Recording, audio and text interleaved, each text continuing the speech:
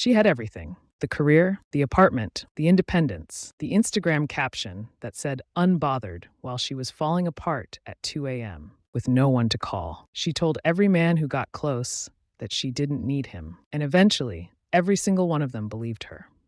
I'm Miss Alice, and what I'm about to say is something many women refuse to hear until it's too late. There's a story being sold to women everywhere. A strong woman needs no one. She is complete on her own. She doesn't adjust for a man. She doesn't soften for a man. She doesn't make herself more accessible or more vulnerable for anyone. And any man who can't handle her at her most difficult doesn't deserve her at her best. It sounds powerful. It feels like liberation. For millions of women, it has become the operating system for their entire romantic life. But no one talks about the ending. The ending isn't a woman fulfilled and triumphant. The ending is a woman in her 50s trying to understand why every relationship collapsed, why the men she wanted never stayed, why the life she built looks impressive on paper but feels empty in the quiet moments. That is the strong woman trap. I'm not talking about capable, accomplished women. Strength, competence, and independence are real qualities. I'm talking about something else. A woman who has weaponized independence, who confuses never needing help with never being vulnerable, who mistakes emotional walls for emotional strength, who believes that needing a man is weakness. That woman is not strong. She is defended. A strong woman can be vulnerable and survive it. A defended woman cannot risk vulnerability because her identity depends on not needing anyone, and that identity quietly drives good men away. This pattern doesn't form overnight. It usually begins with real pain. Maybe her father disappointed her. Maybe an early betrayal cut so deep she promised never to feel that again. Maybe she watched her mother shrink herself for a man and swore she never would. So she built walls, healthy at first, boundaries, standards. She stopped accepting poor treatment. She stopped chasing men who didn't invest equally. That part was growth, but then the walls became permanent. Protection became identity. Independence became exclusion. Now, she doesn't just have boundaries. She has a fortress, and she lives inside it alone, calling it freedom, wondering why no one stays. From a man's perspective, here's what it feels like. He meets her. She's impressive, self-possessed, not desperate. That draws him in. He pursues. He invests. He shows consistency. She accepts it, but rarely acknowledges it. She doesn't express appreciation because that might suggest she needed what he offered.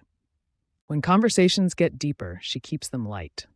When he becomes vulnerable, she responds intellectually but not emotionally. He feels like he's auditioning for something, like the trial never ends and the verdict is always pending.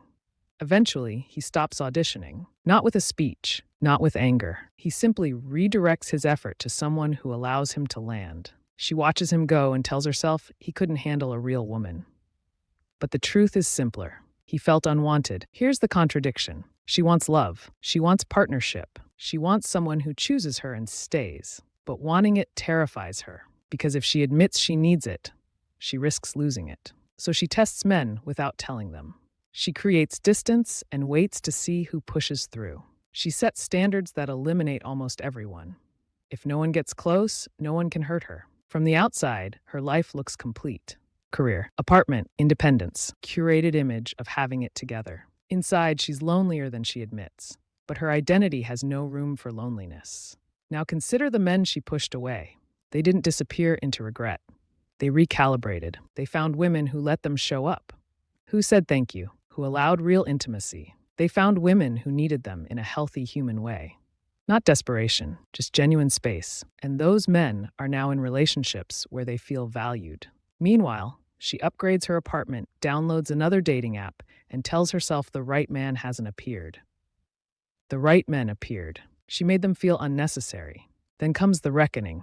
It usually arrives in midlife, a wedding invitation where she can't picture that for herself, a holiday gathering where people stop asking about her love life, a serious illness with no one sitting beside her. The silence of her home stops feeling peaceful and starts feeling heavy. The story she told herself about independence stops working. You cannot erase human longing. You can suppress it. You can rebrand it, but it waits. And by the time the reckoning comes, options are narrower. The emotionally healthy men in her age range are partnered. The available ones come with complications. The younger ones aren't looking for what she needs. The market moved on. She's left with the life she built. Impressive, independent, quiet. If you're a man over 40, here's what this means for you. When a woman tells you she doesn't need you, believe her. Not as an insult, as information. A woman whose identity depends on not needing anyone is not going to dismantle that identity for you. You cannot love a wall into becoming a door. The women worth your time are strong and open. They have built real lives, but still have space for a partner. They don't confuse receiving with weakness. They don't treat vulnerability like a liability. Those women exist. They're just quieter. Choose carefully. Your time and emotional energy are finite. Spend them where they are welcome.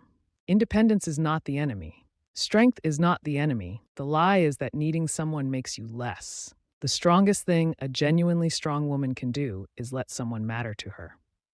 Fully, without the exit plan, without the emotional walls already reinforced. That kind of strength is rare, and men who find it don't walk away. I'm Miss Alice. If this resonated, share it. And subscribe if you're ready to hear what others won't say.